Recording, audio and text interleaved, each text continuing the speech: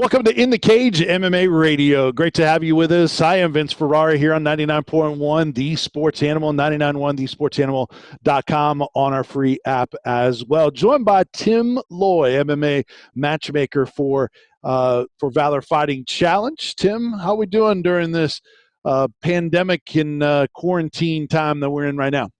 I'd say week by week you'll see me get more and more disheveled as we go, as the days and the nights are all starting to blend together. I'm trying to hang in there, man. But we got some good news last night. If you're an MMA fan.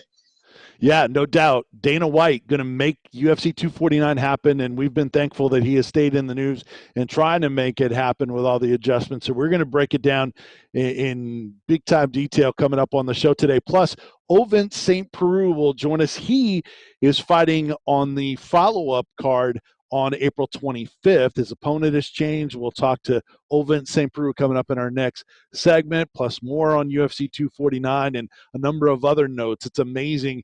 We haven't had the live UFC events or Bellator or any of the main national or regional organizations, but MMA news continues to happen. And want to remind you to join us on podcast and social media.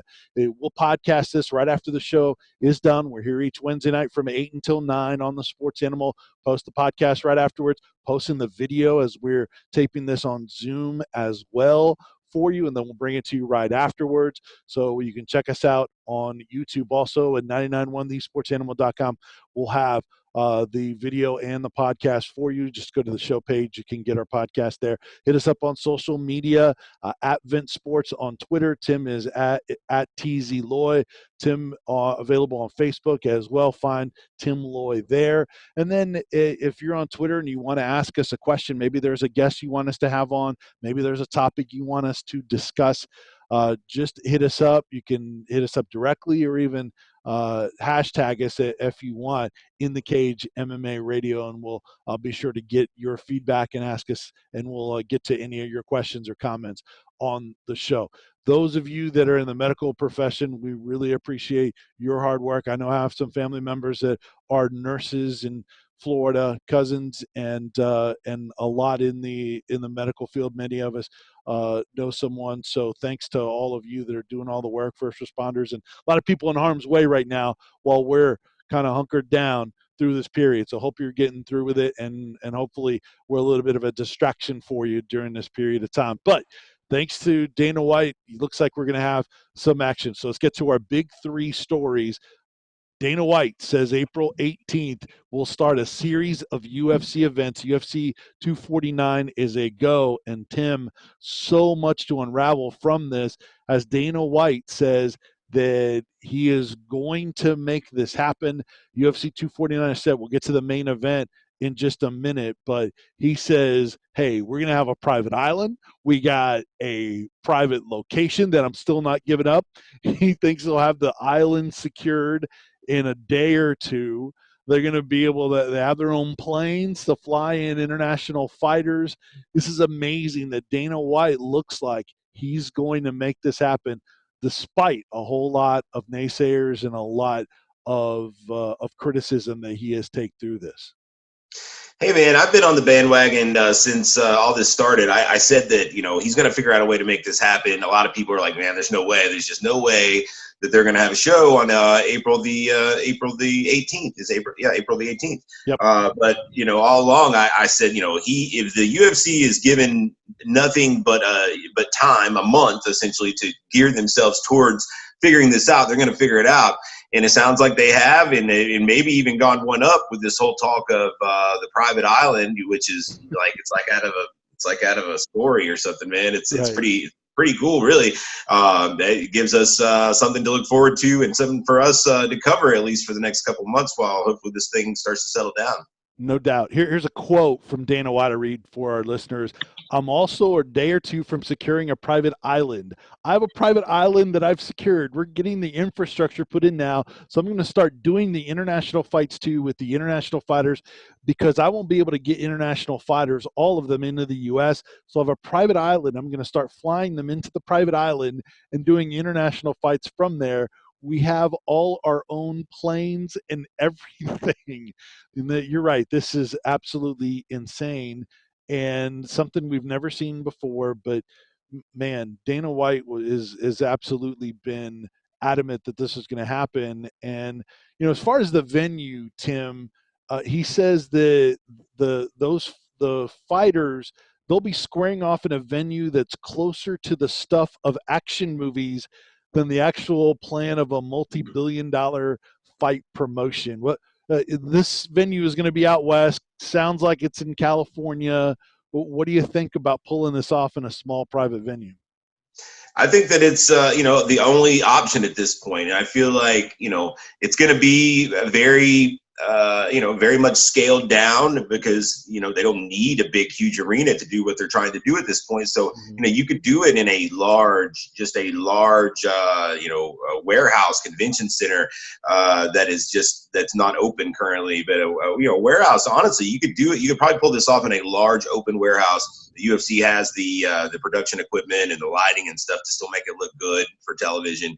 And I think that at this point, Dana knows that, hey, he's going to have the spotlight all to himself. He had the spotlight all to himself on that Brazil card. It was like the last show that happened. But now, with this actually going to get a big lead up, I mean, he's going to have all eyes on him to turn a lot of new fans. So it's been floated out there, a potential venue already, right?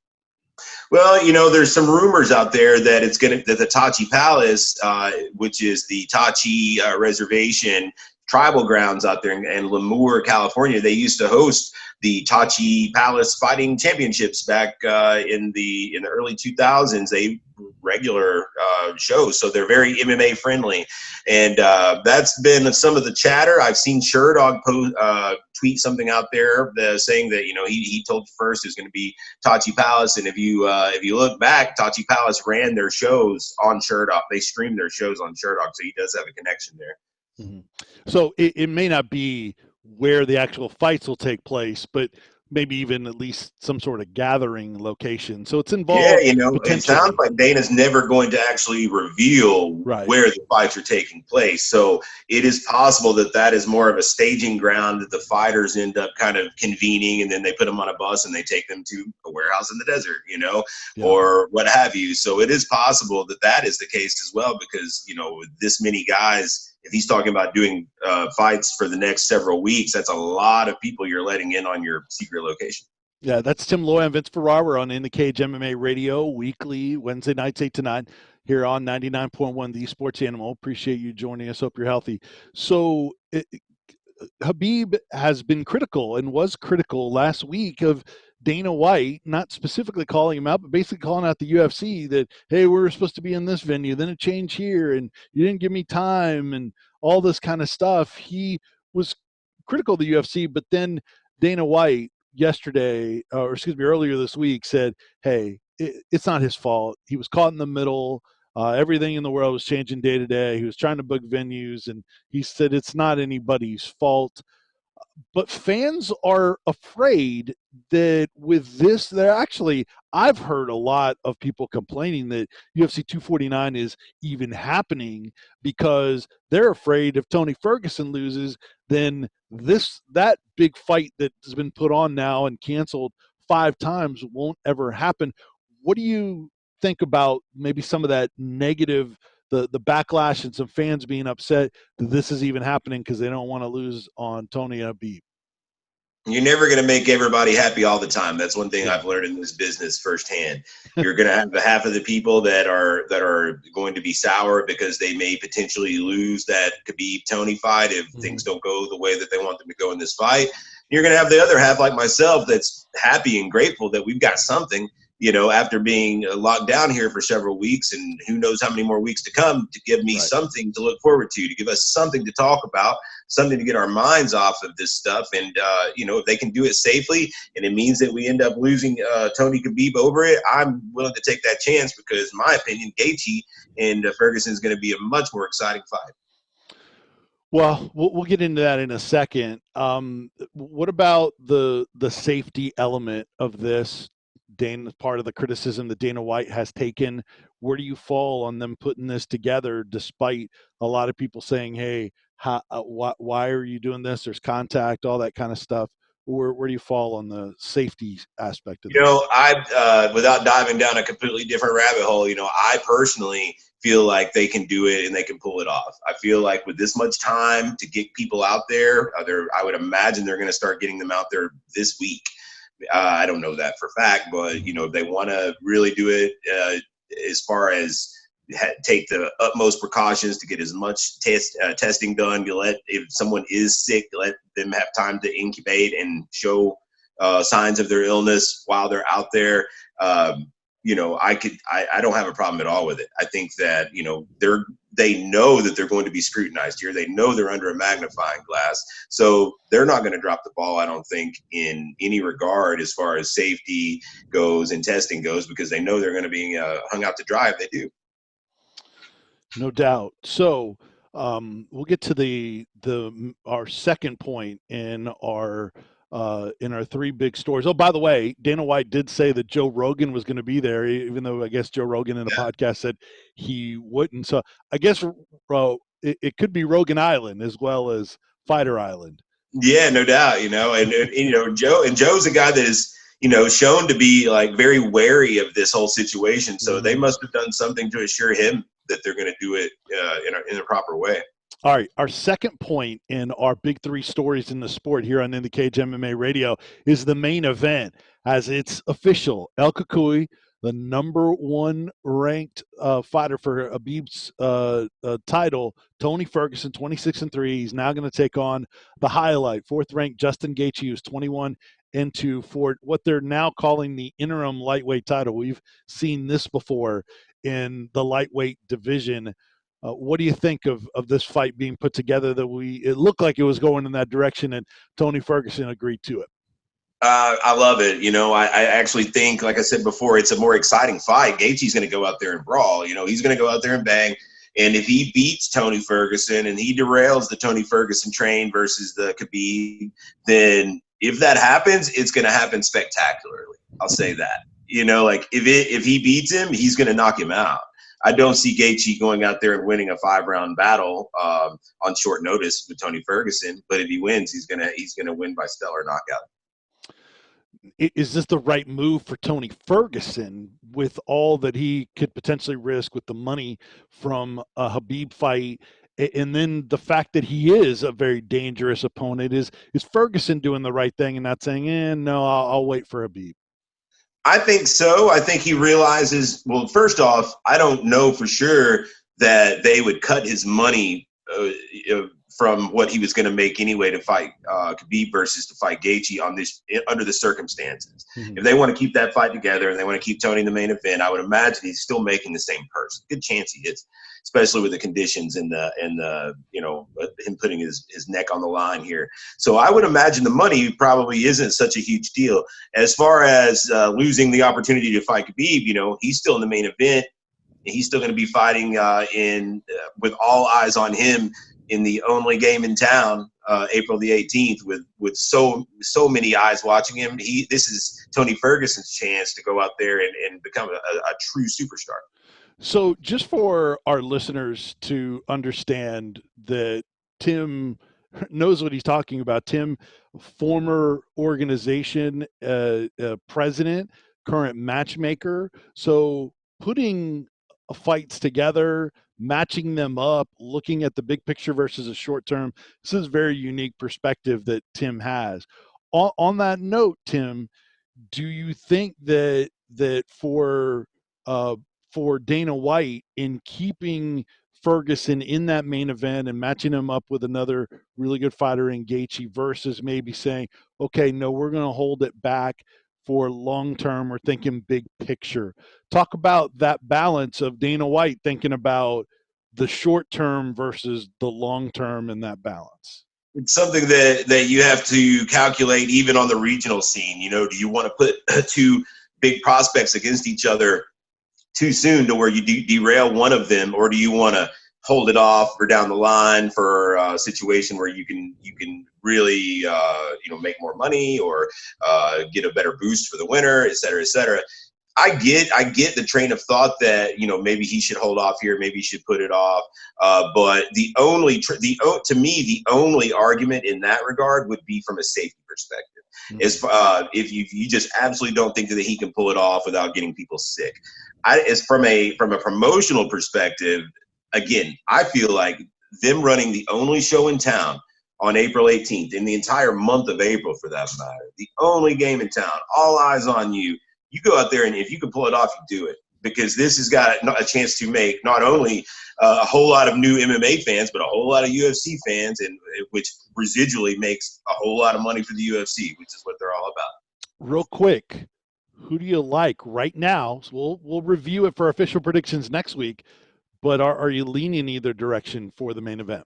I still lean Ferguson, just because he's had proper training time to really be ready for this. B, stylistically, you know, he can wrestle better than Gaethje, and he can control where the fight goes potentially. I think that I'm actually rooting for Gaethje. I like Gaethje. I'm a Gaethje fan, and I like the way he fights. And you never see him in boring fights. He goes out there and he puts on a show. So I'm rooting for Gaethje, but if my money it would probably be on Ferguson, because just the preparation time and stylistically, UFC still knows what they're doing. They're still putting a guy out there that stylistically Gaethje is probably not going to have as many ways to win as Tony. All right, we'll get to our third and our three big stories, and that's the rest of this really stacked UFC 249 April 18th. We'll get into some of the specifics a little bit later on after we visit with Ovince St. Preux coming up in the next segment. But Tim, you look at this card overall, and how impressive is this that it looks like Dana White is going to pull off? I think it's pretty good, man. I think it's stacked. And I think that at first glance, a lot of people were kind of turned their nose up at it because, you know, in fairness, Dana did say they're going to put on like the baddest card of all time. I don't know if this qualifies as like the baddest card of all time, but given the circumstances and putting it together with like less than 2 weeks until it happens, I'm happy with it. Every fight on this card to me has some level of intrigue to a degree, I think, with a good 8 or 9 of them being fights that I'm actually really interested in. Just to run through them quickly, and then we'll get into the specifics of them a little bit later on. You got a women's strawweight in the co-main event, we believe, in Jessica Andrade against Rose Namajunas.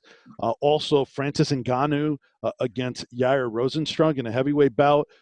2 top 6 ranked guys there in the heavyweight division. You got DeCastro versus Hardy in a heavyweight bout. Welterweight bout, Luque versus Price. Featherweight, Cotter versus Stevens, 2 ranked guys there. Middleweight with Uriah Hall, Ronaldo Souza. Lightweight, Hernandez versus Morales. That could have some implications too. Another UFC fighter we'll talk about later. Bantamweight, Borg versus Vera. Lightweight, Michael Johnson and Worthy. Women's bantamweight, Eubanks against Moraes. And then the light heavyweight, Sam Alvey, who is always entertaining, or typically entertaining, against Ryan Spann. So that's a really nice card. Some ranked versus ranked fights. You got heavyweights, you got entertaining guys, and I think you're right. This is a nice card, especially under the circumstances. Absolutely, man. And again, you know, looking up and down the card, you've got guys that are ranked. You got guys that are known to put on a good show. You got knockout artists. You got guys that are you know, bangers. And it's the UFC, again, they know they're going to have all eyes on them. They want to put out a product that is going to really hook people. So putting, you know, you won't notice a whole lot of like grapple heavy fights on this, where you could potentially get slogs or slow paced fights that are going to turn people off. Well, at least they won't get booing in the arena. We know that, right, if that happens. Right. If you get something slow paced. All right. Ovince St. Preux, UFC light heavyweight. He is fighting April 25th with the UFC, has a new opponent. We'll visit with Ovince St. Preux next on In the Cage MMA Radio.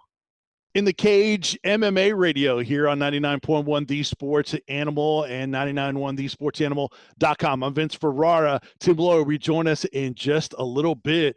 Pleased to be joined by UFC light heavyweight based here in Knoxville at KMAA. Has a fight coming up. And, of course, a former Tennessee football player. He's a VFL. That is Ovince St. Preux. Ovince, Vince, how we doing? Man, I'm doing good. How about yourself? Good. So how's this social distancing and all that? How have you handled that during this really strange and difficult period for a lot of people right now? Um, it, it made me think outside of the box and whatnot, just because of what I can do as cardio, finding places to go train. I'm doing a lot of running on my own and whatnot, so and that's helping out tremendously. Um, but I mean, laws are implicated, so you got to kind of oblige by the law. It's a little frustrating just for the simple fact where, you know, I'm in camp, and when all of this happened, I'm like, okay, where do I need to go train and how am I training? And where am I meeting to go train?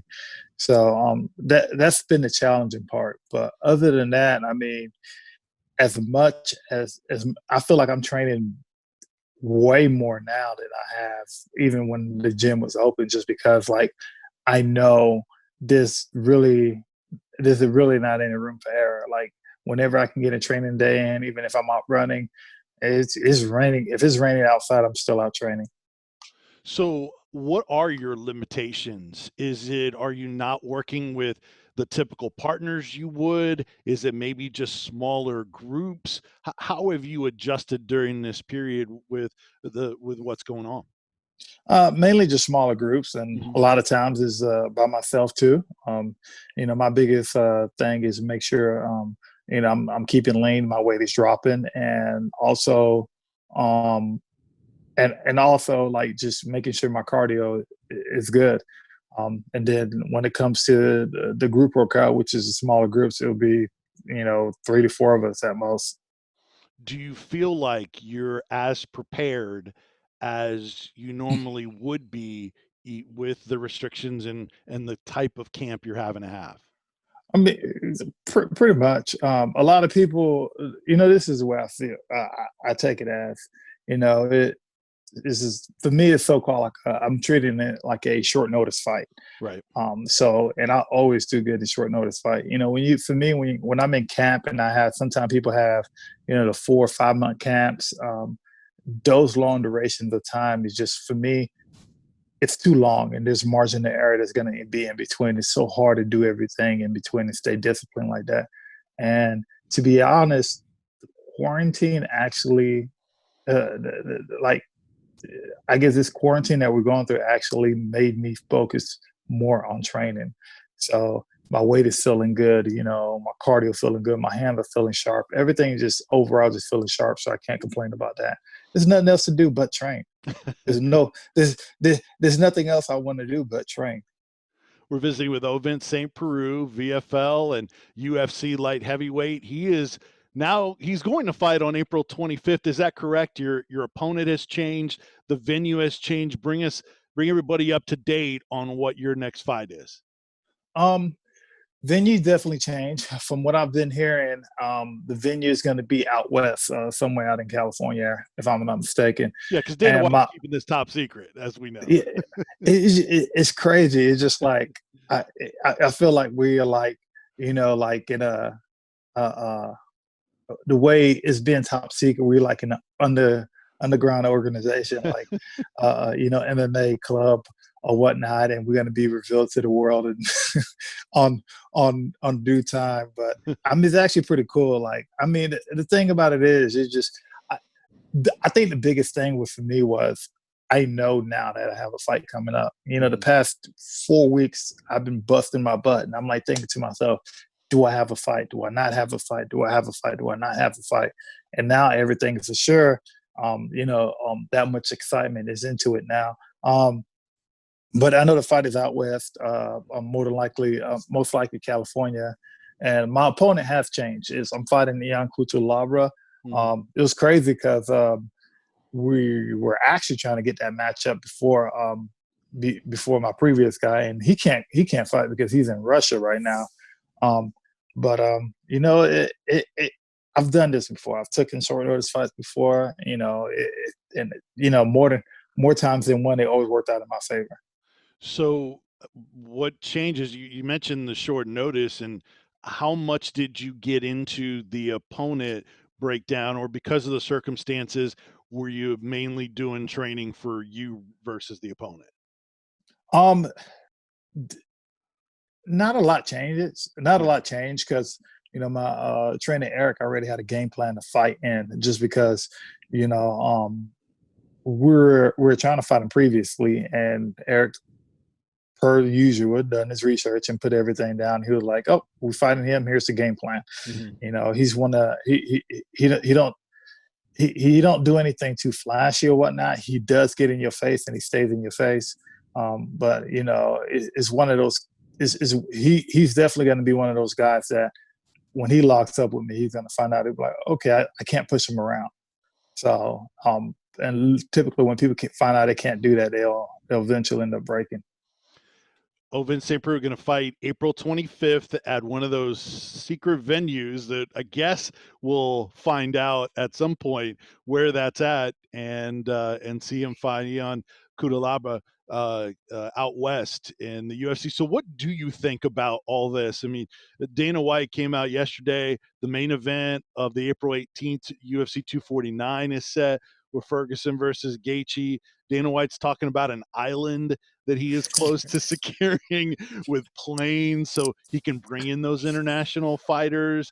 He's going to have like fights every week, like just like you, the week after UFC 249. What, from your vantage point, seeing all this transpire, it looks like it's going to happen. What's that been like from your vantage point?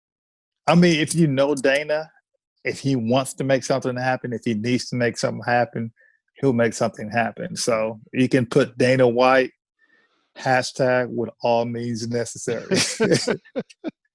so he's gonna make something happen. And you know, it just if he says he's gonna make something happen, he's gonna make that happen. And you know, when they were coming up with the terms of I think they had a fight probably about 2 weeks ago in Tampa. And then after that, Dana was like, okay, that's not a bad idea. And all the works were coming. And he, from when I was reading more on they said he got a location in California the next 2 months. He's going to be, you know, plugging out fights. And he's like, you know, he's a day or two from securing a private island. I was like, what? And you know, I'm thinking to myself, like, what is going on over here? And I was like, this dude is not playing. He's like doing everything that he can. So, I mean, it's good. To be honest, you know, it's a lot of chaos. Chaos is happening right now. Yeah. And to be honest, like, you know, Dana wants to be, when it comes to sport in general, he wants the UFC to be the face of the sports world. And to be, with everything that's going on right now, it's going to happen. Because I don't care who you are. I don't care if you don't like fights. I don't care. I don't care if you just like watching HGTV, if you just like watching just regular channel, you're going to tune in because it's something live. And, you know, not too many people get to, and we haven't watched TV in the past, we haven't watched live TV in the past how long? Besides the news, that's it. News outlets, I get, well, yeah. News outlets are getting everything right now. So, I mean, to actually watch a sporting event, and this card on the 18th, freaking stack. Yeah, it is. The way he's trying to line up the cards, the card on the 18th is stacked. My card is going to be pretty much stacked. And it's just, people's going to watch it. And Dana know what he's doing. He's like, your fan base is going to grow that much wider. So last couple of things. Ovince St. Preux joining us here on In the Cage at MMA Radio. So you hear people really criticizing Dana White in the UFC for trying to pull this off. You as a fighter, you're willing and you're going to get in the cage during this pandemic period of time. Why don't you have the concerns that maybe a lot of other people do from the outside about your health and safety? I mean, I understand where people are coming from with that, but as a fighter, people just don't understand. Like, I play football. Mm-hmm. Football is when you play football, you play a game every week. It's cool. Sometimes, you know, I've been in situations where, you know, I remember we were supposed to play Florida one year. The game got canceled down in Florida because it was hurricane season. There was a hurricane coming through there or whatnot. Right. And I was like, okay, cool. And we had a game the following week. I had a game the following week after that. But to be honest, when you're actually scheduled to get ready for a fight and you invest all your time, money, I'm killing myself. The past 2 weeks, I've probably been the worst, just because I've been killing myself the past 2 weeks, you know, training. I'm running. Like today is Tuesday. and I'm already at 15 miles from Sunday and Monday of running, and I've still got, I'm pretty much trying. I'm pretty much doing anywhere from 5, sometimes 10 miles a day of conditioning, just for the simple fact to make myself get ready for this fight. So if I'm putting in all this work, I need to get something out of it. I need to get something out of it. And as fighters too, people don't understand. It's just like, if the last time I fought was in September, if something happens and I don't fight, the next time I'm going to fight is probably a year. Not a couple months from now, probably August, September. What I'm going to do for that long? What am I going to do for that long? And that's money too, right? Exactly. You're also, or real quick follow up on that. The testing, Dana White's talked about everybody's going to be tested. Do you know if you're going to be tested for a fever temperature, or is this actual COVID-19 coronavirus testing that as fighters you expect to get? Has that been made clear to you? I have no idea. To Okay. be honest, too, like it's funny you say that, but like pretty much like every 2 days, I'm getting a temperature a thermometer and I'm putting it in my mouth, checking it, and I'm doing that. I'm making sure. I was talking to my brother, who's actually a nurse down in Florida. I feel like one of the biggest things you can do is test people's like, I guess when you go in for physical, they put the little thing in your the the heart rate. It's like it determines your heartbeat, and it actually determines how much the oxygen level is, how much oxygen you have in your blood. My brother told me, he was like, it would be a good idea if you did invest in one of those, and because your oxygen level, if it starts dropping, that means you're getting sick.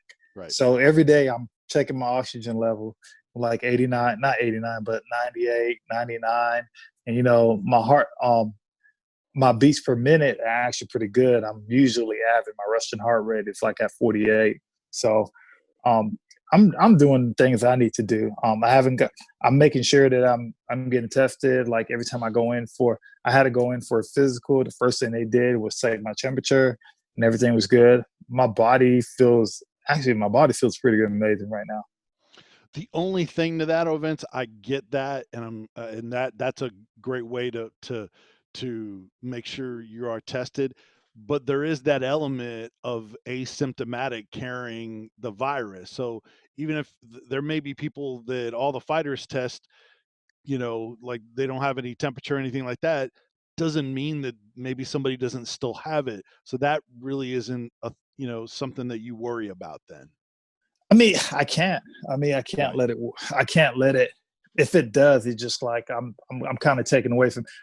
And I feel like at times, if you worry about things, you bring it upon yourself. Mm-hmm. So, like with me, like there's a possibility of me catching it. Yes, there is, because of what I'm doing right now. Right. But at the same time, it's just like either me can stay in the house, which I've pretty much been doing what I need to do. I wash my hands. Then they live in hand sanitizers now. I just can't worry about that. If I worry about that, that means I'm not doing my job. All right, last thing. You were really good when we asked you for a prediction back at the John Jones Reyes fight. You had worked out with Reyes, and you actually kind of leaned towards Reyes, and a lot of people thought he won the fight, even though obviously he didn't get it on the judges' scorecard. So I think you're pretty good at doing some of these predictions. Who wins that main event, Ferguson or Gaethje? Ferguson, even when people think he's not training, he's training. He's one of them different breeds of fighters that is pretty. Fighters tell him he's out there. I remember having a conversation with him one time, and he asked me if I cook my meals. I told him no, I don't cook my meals. I get my meals shipped in, and he was like, okay, cool. And I was like, do you cook your meals? And he told me he does cook his meals. And I was like, okay.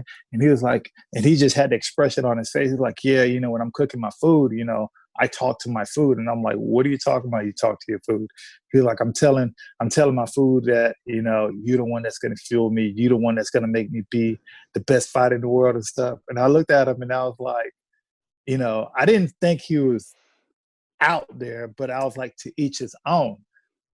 But you can't really say anything about him just because the way he is. Now, with this fight going on, like Ferguson, I definitely got Ferguson winning the fight. Okay. Gaethje's taking the fight on short notice. Mm-hmm. And Ferguson is not the type of dude you want to take the fight on short notice, especially this fight that he's been preparing to fight Khabib. And I'm guaranteed he's been training probably twice as hard as everybody. Has Gaethje been training? I don't know. Even if with all this, coronavirus thing going on, everybody, even fighters, backed off. Gym shut down, backed off. So do Gaethje taking this fight on short notice? Yes, the opportunity is there.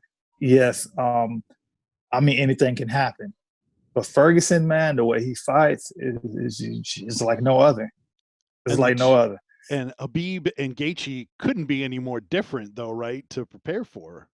Oh yeah, but I think it couldn't be any different. Like even you get elite strikers that fight Ferguson, and Ferguson would just dismantle him. Yeah. So Gaethje striking is pretty good. Got pretty good wrestling. Ferguson is hard to take down. He does have wrestling, and if he gets you on the ground, more than likely you're going to get submitted. Let me squeeze in one other quick football question with you. Obviously, the same thing is going on with football, kind of on hold. With those guys not having a spring practice, and they're talking about, hopefully maybe they can get a little mini camp going, or, prior to fall practice, or maybe games without fans. What do you think about the difficulty of preparing for a season with what's going on, and football players not being able to have the contact and do the normal stuff that they do? It's just going to be extremely hard because, the reason it's going to be hard is because on a roster, if you look at a football roster, there's almost over 100 players on the sidelines. And you talk about the coaches, the assistant coaches, you talk about the managers, you talk about the training room people, and you talk about the equipment people. If you want to throw in the administration too, you can talk about them. I think that will be the challenging part, just because even you can have both sides of the ball. Even when you're on the field, there's 11 players on each side. Then you talk about the umpires and stuff.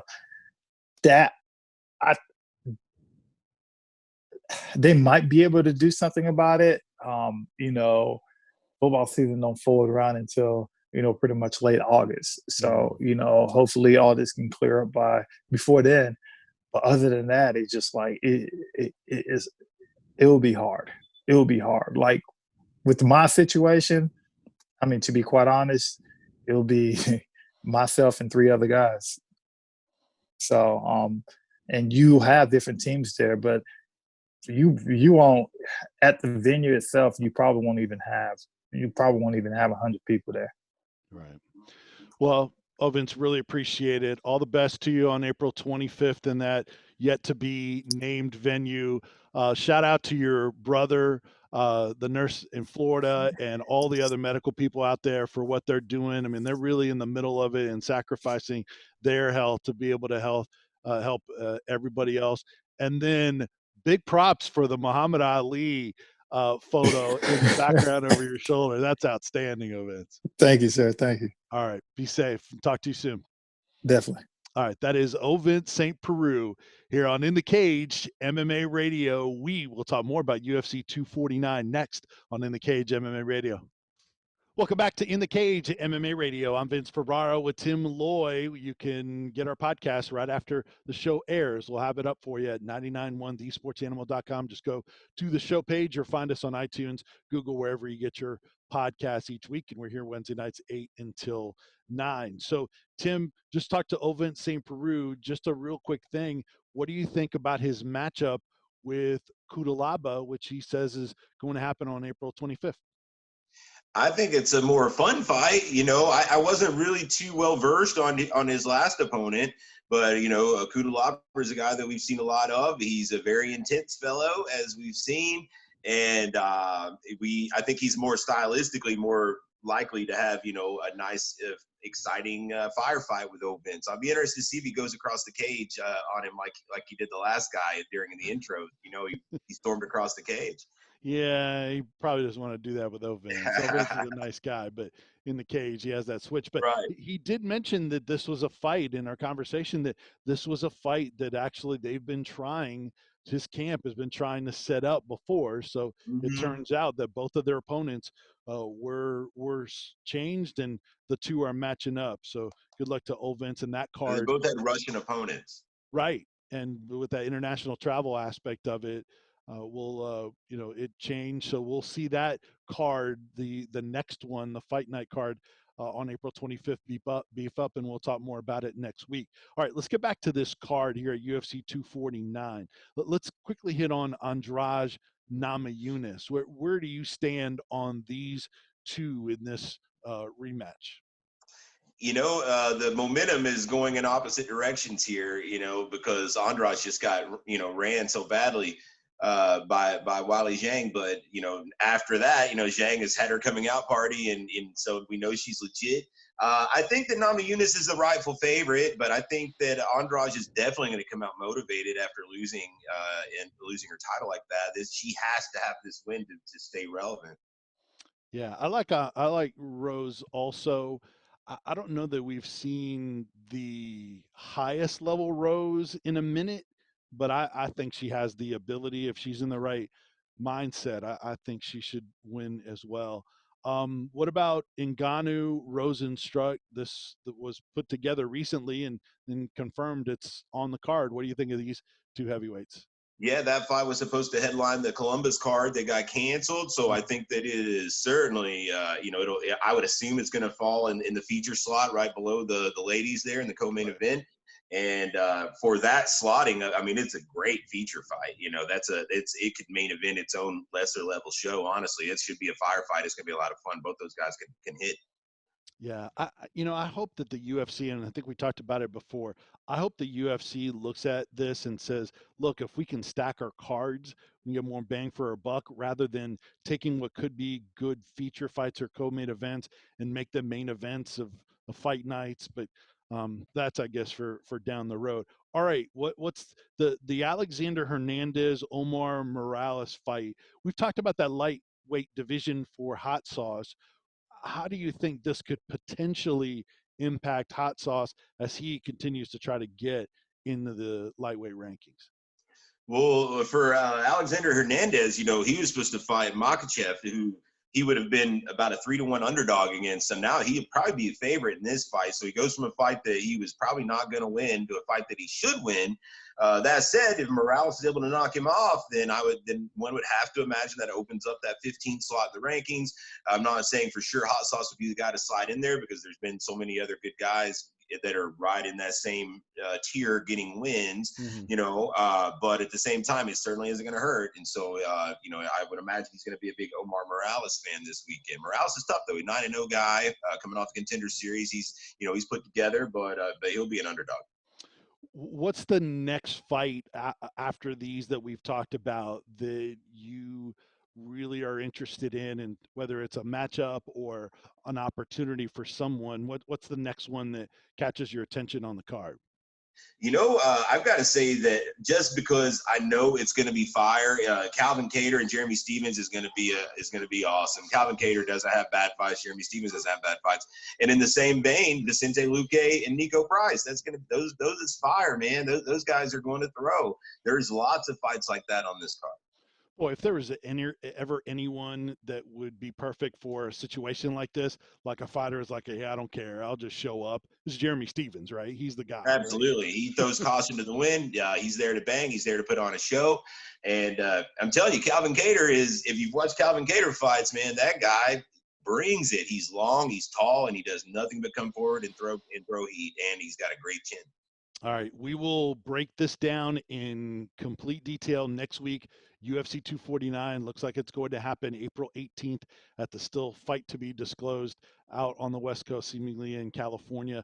Full preview next week on In the Cage MMA Radio. Our lightning round as we close things out is next. Got some notes for you, including how fighters cheat at the weigh-in. That's next on In the Cage MMA Radio.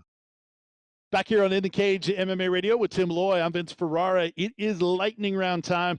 where we clean up and add to some things that we didn't get a chance to get to a little bit earlier in the show that we want to bring you before we wrap things up. UFC fighter Anthony Smith telling Ariel Helwani and reports afterwards on it that his home was broken into. He had a home intruder in his house in Omaha, Nebraska, and he literally had to fight this guy that kept coming after him.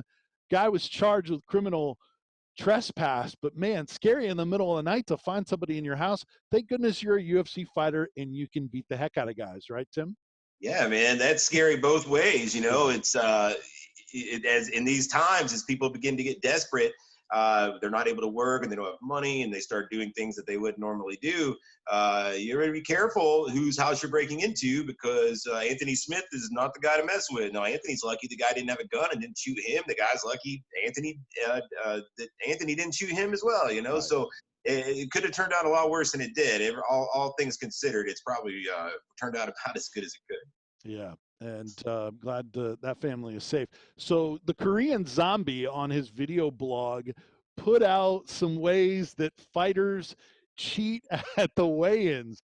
Tim, you've run an organization and a matchmaker. You're there for the weigh-ins, the official ones, and the ones that are presented to the public as well. Some of the items that he mentioned were kind of leaning on a towel. There's one where you put a finger on the fighter's butt from behind and lift them up just the slightest little bit that can make a difference on the scale. What do you think about him putting it out there, and what have you seen from your vantage point? I've seen these things over the years. It's the towel thing is becoming a hot trick, but at the same time, your opponents are starting to realize those tricks as well. So they're watching for them, to try to pop you doing those kind of things. I generally let the regulatory bodies handle that stuff. The Tennessee State Athletic Commission, any sort of weigh-in issues, I just kind of try to stay back and let them handle any discrepancies or issues in that regard, because otherwise we'd be into a whole mess. But as the old saying goes, if you ain't cheating, you ain't trying, right? And the Korean Zombie said, hey, look, I just want everyone to benefit. Everyone on the inside knows. It's just good for the outside to know as well. Maybe we can clean it up. Awesome job, Tim. Really appreciate it. Great job as always. And again, thankful that we get UFC 249 to talk about. We'll preview it next week. Yeah, man. Thanks for the time, Vince. I enjoyed it. Now we got a little pep in our step going into next week. We do. Hope you're safe, Tim, and hope everyone listening is safe as well. That'll do it for In the Cage MMA Radio here each Wednesday night from 8 until 9, 99.1, the Sports Animal.